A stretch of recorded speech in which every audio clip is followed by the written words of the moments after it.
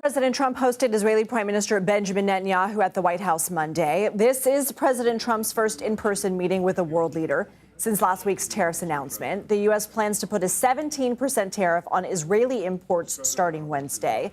And Prime Minister Netanyahu told reporters he wants to drop all trade barriers with the U.S. But President Trump wasn't willing to commit to the same Monday in the Oval Office. We will eliminate the trade deficit with the United States. We intend to do it very quickly. We think it's the right thing to do. We are going to eliminate the tariffs, and rapidly. Mr. President, do you plan to reduce the tariffs that your government put on Israeli goods? Well, we're talking about a whole new trade. Maybe not. Maybe not. Don't forget, we help Israel a lot. You know, we give Israel $4 billion a year. That's a lot. CBS News White House reporter Aaron Navarro joins us now. Aaron, that's how Israel's responding to these tariffs. How are other countries responding? Lindsay, good to be with you. I want to cite a couple examples, and we'll start with China.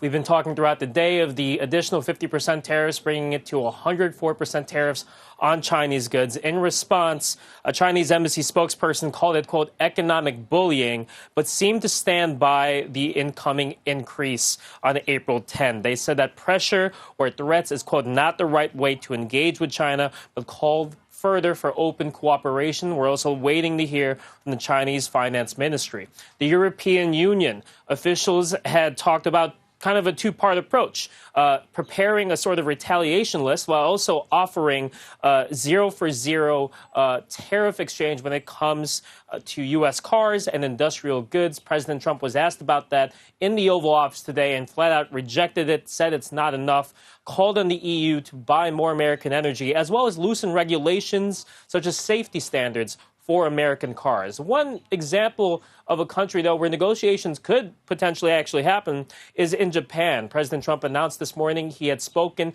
with Japan's Prime Minister. Treasury Secretary Scott Bessent said he is starting to open negotiations with Japan and said that they may be prioritized because they came to the negotiating table so quickly. President Trump and Prime Minister Netanyahu also discussed the broken ceasefire between Israel and Hamas. What did President Trump say about potentially reviving that deal and getting Israeli hostages home?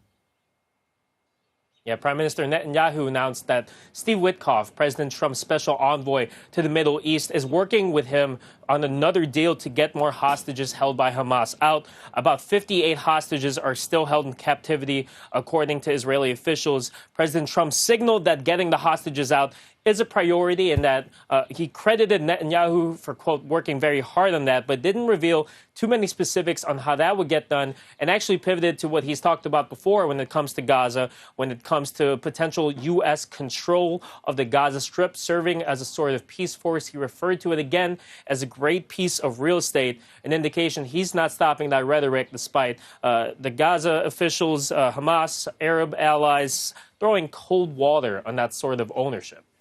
What can you tell us about President Trump revealing there will be direct talks with Iran this weekend?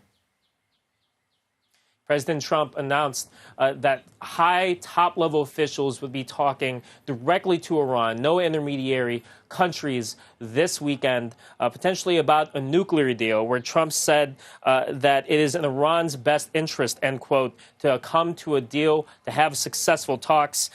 This is notable just given that Iran's supreme leader in recent days has ruled out direct talks with the United States as long as Trump kept a, quote, maximum pressure policy plan in place. That seems to have developed, and we'll see how that changes this weekend. Aaron Navarro, thank you.